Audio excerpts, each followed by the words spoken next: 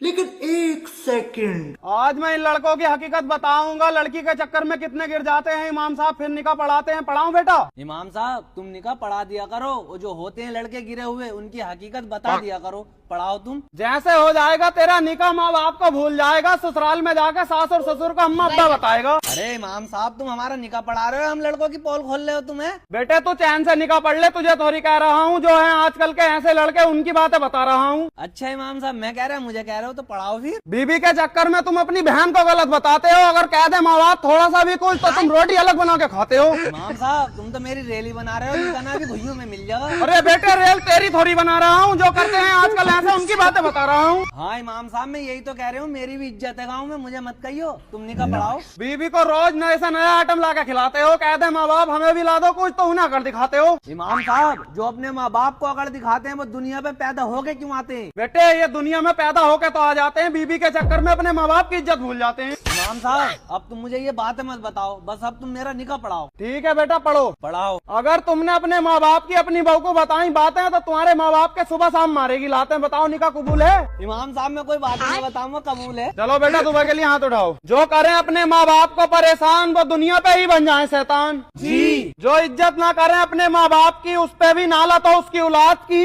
जी। तुम अपनी बीवी को रखना संभाल के, इमाम साहब छुआरे लेके भागेंगे आराम से।